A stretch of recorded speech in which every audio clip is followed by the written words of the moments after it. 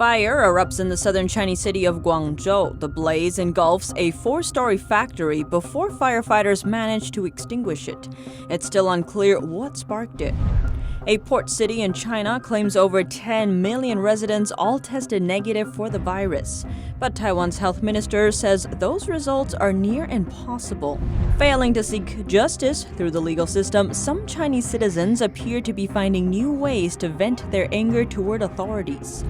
Beijing warned the U.S. it may detain Americans in China. That's in response to the Justice Department's prosecution of Chinese military-affiliated scholars. And a controversial pathway to immigration has been officially closed. Chinese tycoons and communist regime officials had used it to migrate to Europe. Welcome to China in Focus. I'm Tiffany Meyer. First, we look to a fire which ignited in southern Chinese city of Guangzhou. In the early hours of Monday morning, a four-story factory in the city's Huadu district caught on fire. This, according to local media. Hours later, the flame was extinguished. The cause of the accident is still under investigation. Local media reported 0 casualties. We cannot verify the figure independently. Now we turn to the CCP, or Chinese Communist Party, virus situation in Qingdao. The city's mass testing results have come under scrutiny. Authorities have tested over 10 million residents within 5 days. They claim that all of them have come back negative. Speaking at a press conference, Taiwan's health minister questioned whether Chinese authorities are telling the truth. Frankly speaking, it's quite remarkable to see they all tested negative, but results like these are impossible. Chen oversees Taiwan's pandemic response. He explained that normal mass testing results would bring back a mix of false positives and false negatives. That's because the accuracy rate isn't 100%. Qingdao is located in China's eastern Shandong province. Health authorities there have a history of underreporting cases, notably back in February. That's according to internal documents obtained by NTD. On February 18th, 52 patients in Shandong tested positive. But the province's CDC only reported 1 new case. And on February 21st, 59 new cases were diagnosed. The agency reported 2 of them. In an interview with Hong Kong newspaper Apple Daily, a Hong Kong political commentator cast doubts on Qingdao's mass testing results. He suggested local authorities reported all negative results in an effort to prevent damaging Chinese Communist Party head Xi Jinping's political image. Xi oversees China's pandemic response. Under the regime's political system, a low number of virus infections would likely be seen as a political achievement. And any spikes in infection rates would undermine the achievement. The expert asserted that local authorities probably don't dare to reveal the true scale of the virus. Now we look to the issue of food storage in China. After enduring the virus, severe flooding, drought, and locust plagues, concerns are rising about the country's grain production. On Friday, state-run media outlet The Discipline Monitor published an article detailing the country's grain management situation in recent years, focusing on those that involve corrupt officials. Such cases appeared every year like clockwork across the country and in all levels of agriculture bureaus. The main corruption practices include creating fake transactions that don't actually exist, artificially raising the weight of the grain being sold to warehouses. That way, the seller makes a bigger profit off of less product, and keeping profits from selling grain from warehouses for themselves while reporting losses or shortages. So why do the same corrupt techniques succeed over and over? According to the report, one deputy secretary's comment from the Qingshan County Commission for Discipline Inspection in Sichuan Province may hold the answer. The secretary admitted that many supervision department officials simply turn their heads the other way, defeating the purpose of the entire department. A grain warehouse manager from the same county explained the Grain Bureau officials just walk around and glance at documents. The problems haven't been addressed for many years. Yiguo fresh food e-commerce has filed for bankruptcy. This was announced by the company last week, marking it as the first case of bankruptcy among the big fresh food e-commerce platforms in China. The company is $343 million in debt. Yiguo Fresh e-commerce was established in 2005 and was the first company of its kind in China, providing fresh food to middle and high-end families. Its investors include Chinese e-commerce giant Alibaba, holding an almost 40% stake in the company. Already last year, Yiguo laid off its employees and suffered from financial constraints. Yiguo and other fresh food e-commerce companies in China were hit hard by the CCP virus outbreak, as consumption of imported meat, fish, and seafood plummeted. Some Chinese citizens appear to be embracing a new tactic for showing their discontent toward the Chinese regime. They've been spotted taking out their frustrations on signs outside government buildings. NTD's Juliet Song reports. In one video circulating online, an elderly woman is seen striking a government building sign in Wuhan after attempting to tear it down. In another, a man was spotted tossing a sign onto the ground. The video's caption explains he's a Chinese military veteran and that the sign belongs to the local Ministry of Veteran Affairs. And in July, a woman allegedly used an axe to remove part of a Wuhan government building sign. That's based on a comment from a Chinese netizen, posted along with a photo of the damaged sign. Some see these cases as a sign of rising discontent toward the ruling Communist Party. Many internet users have applauded their actions. One user said, "The ruling party suppresses Chinese citizens, and the people hate it to its core." NTD can't independently verify these videos.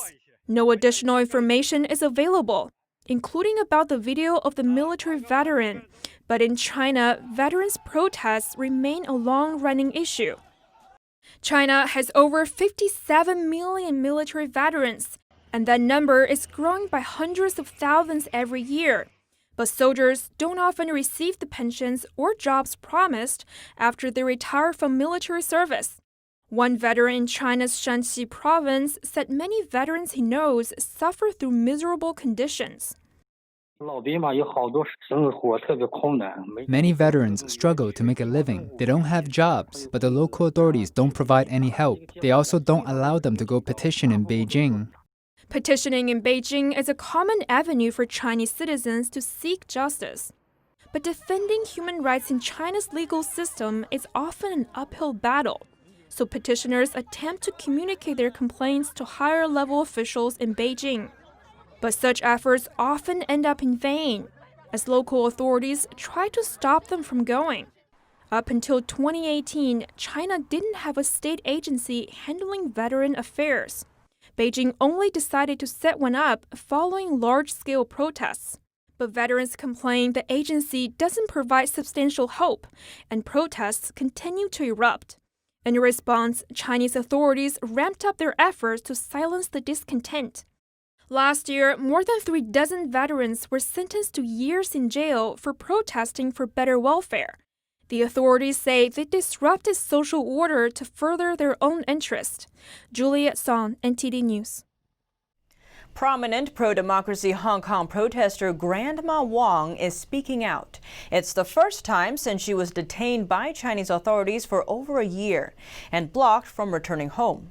She says she nearly died in mainland China. A Hong Kong protester dubbed Grandma Wong is condemning Chinese authorities' treatment of her. She's accusing them of preventing her from going home for over a year. A 64-year-old Alexandra Wong said on Saturday she suffered mental abuse while in custody at China's border in Shenzhen. Grandma Wong has been a familiar face at pro-democracy protests in Hong Kong, often waving a large British flag, but she disappeared around August last year. Activists and human rights groups have since expressed concern over her whereabouts. I am afraid I will be stopped to come back Hong Kong. Every second I frightened. I scare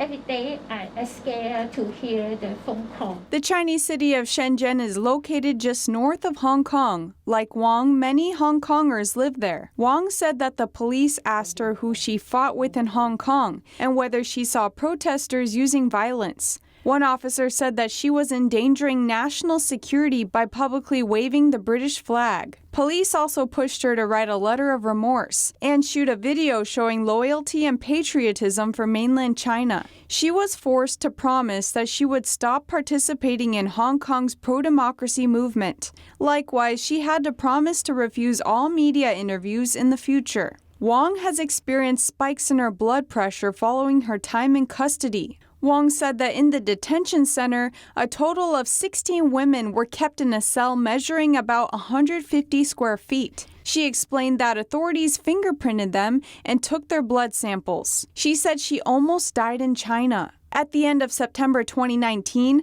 Wong was released in parole, but she was blocked from going home. She said that she was sent to China's Shanxi province for a 5-day tour. Then she received what authorities call patriotic education. Wong described being asked to take pictures while smiling and holding China's national flag. She was made to sing the country's national anthem and watch performances of it. She was also forced to watch the film My Motherland and Me, a movie praising the so-called achievements of the Chinese Communist Party, involving its takeover of Hong Kong over 20 years ago. After she was released on bail, she was still not allowed to leave China for a year. Instead, authorities kept her under surveillance. That's until she returned to Hong Kong in early October. She said that prior to her return, she cried every day and repeatedly expressed her wish to return to Hong Kong for medical treatment, but added that authorities paid no attention to her plight. Wong maintains that she never committed a crime. I have never known what crimes I committed. I did not participate in the demonstrations in mainland China, and I never joined any political groups in my entire life. She's now calling for the release of the 12 Hong Kong activists who were intercepted at sea in August. They too have been detained in Shenzhen since then. She expressed concerns that they may face worse treatment than she did. NTD News. Now we turn to the rising diplomatic tensions between China and Taiwan. Chinese authorities appear to be threatening Taiwan with a potential military invasion. Sparking the speculation is an opinion piece published in the state-run newspaper People's Daily. As the Chinese Communist Party's official newspaper, it often represents authority stances on various issues. What's unusual about this opinion piece is that it included a rare diplomatic phrase that means, "Don't say I didn't warn you." Many see the phrase as one of Beijing's most severe diplomatic warnings. Historically, state media has repeatedly published this specific phrase before China went to war with other countries. For example, it was used before China's wars with India, Vietnam, and the Soviet Union. The article comes amid rising military tensions between China and Taiwan. A report from the South China Morning Post says Beijing has been upgraded its missile bases on the country's southeastern coast. It's also deployed an elite hypersonic missile to the region. Last week, while touring a military base in Guangzhou City, Communist Party head Xi Jinping told Chinese troopers to put their minds and energy toward preparing for war. That military base is seen as a critical front for conflicts with Taiwan. 2 days after he left, local authorities published a list of recommendations for emergency kits. The move sparked speculation about whether authorities are hinting at a potential war. Taiwan and China's foreign ministries are trading blows after a Taiwanese diplomat ended up hospitalized. Taiwan said one of their diplomats in Fiji was assaulted by Chinese officials who tried to crash a reception held by Taiwan's diplomatic mission. Violence ensued, ending with a diplomat in the hospital with a head injury. The reception was in celebration of Taiwan's 109th National Day. Taiwan's foreign ministry said in a statement it strongly condemns the violence against its diplomat in Fiji, adding as a sovereign state it will not be intimidated but will continue to celebrate Taiwan National Day everywhere, every year. China's foreign ministry denied the allegations, claiming Taiwan started the fight. Fiji's foreign ministry has not issued a statement. Beijing claims Taiwan as its own territory and has ramped up pressure on Taipei to accept Chinese sovereignty, including sending fighter jets near the democratically run island. The Pacific is a major source of competition between the two, where Taiwan has formal diplomatic relations with 4 countries, though not Fiji. Taiwan does have an established representative office in Fiji dating back to 1971. The Chinese regime on Wednesday warning Washington it may detain Americans in China. That's in response to the Justice Department's prosecution of Chinese military-affiliated scholars. That's according to the Wall Street Journal. China's foreign ministry spokesman responded on Monday, denying the report. The State Department issuing a travel advisory in September, warning Americans to reconsider going to China or risk arbitrary detention or exit bans by the communist regime. It's ways in which Beijing uses to gain bargaining leverage over foreign governments. The Trump administration has ramped up scrutiny of the Chinese regime. It accuses China of stealing U.S. tech, military, and other strategy, an effort to displace the U.S. as the world's leading financial and military power. Beijing denies the allegations. The FBI issued a report in August this year detailing how China has cost the U.S. $200 to $600 billion in stolen trade secrets, counterfeit goods, and pirated software. The U.S. last month revoked the visas of over 1,000 Chinese nationals, citing security concerns. China called the move an affront to human rights. And in July, the FBI arrested 3 Chinese nationals on grounds of hiding their ties to the Chinese military. That's according to the Justice Department. The Federal Communications Commission, or FCC, is asking the Justice Department to detail if a Chinese telecoms firm poses a security risk to the U.S.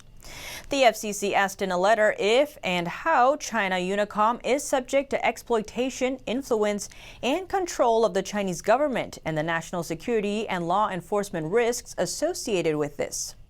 The FCC asked for a response by November 16th. This comes after the FCC issued showcase orders in April, threatening to shut down U.S. operations of 3 state-controlled Chinese telecoms companies. The 3 are China Telecom, China Unicom, and Pacific Networks Corp., including its subsidiary, ComNet. China Unicom said in a June 1st filing it has a 2-decade track record as a valuable contributor to U.S. telecommunications markets. The FCC voted unanimously in May 2019 to deny China's state-owned company China Mobile from providing U.S. services, citing U.S. security concerns. And a controversial pathway to immigration has been officially closed. A passport for sale scandal in Cyprus, an island country in South Europe, put an end to the practice. Chinese tycoons and communist regime officials had used it to migrate to Europe. The Eastern Mediterranean country Cyprus has announced the suspension of a golden passport scheme to sell citizenship to wealthy investors. According to documents leaked this August called the Cyprus Papers, around 500 Chinese tycoons and CCP officials have obtained the golden passports during 2017 to 2019. That's over 35% of the total number of these passports issued during that period. The program of this EU member country requires a $2.5 million investment into the country in order to gain Cyprus citizenship. People who get a Cyprus passport are granted easy access to all nations of the European Union. Thus, Cyprus can be a transition to other wealthier countries. But the program became questionable because some people without a clean record still managed to get Cyprus citizenship. For example, some of those 500 Chinese were found to have criminal records. That poses a threat to other EU countries. Cyprus's government tweeted last week that the golden passport scheme will be abolished from November 1st because the program has some loopholes and has been abused. The decision was made one day after the release of an investigative report from the Arabic news network Al Jazeera. The report reveals that former president of the House of Representatives in Cyprus and a House member were willing to assist high-risk persons with criminal records to obtain a golden passport. A reporter from Al Jazeera posed as a Chinese businessman who had supposedly been found guilty of money laundering. According to Cyprus law, he would not be qualified for the golden passport. However, the Cyprus House member guaranteed to get him one as long as he invested enough in the country. After the report went public, the European Union was shocked and requested the government of Cyprus to investigate the case thoroughly. The European Commission had warned Cyprus in an early 2019 report that the Golden Passport scheme could help organized crime to infiltrate Europe and increase the risk of money laundering, corruption, and tax evasion. As early as 2010, the Chinese Academy of Sciences, or CAS, researched the number of CCP officials that had fled from China. The data revealed the number had reached 18,000 at that time, and they took with them $120 billion. That's an average of over $6.5 million per person. It's thought CCP officials take advantage of schemes such as the Golden Passport and other similar programs to gain citizenship in other countries. And that's all for today's China in Focus. Thanks for watching and see you tomorrow.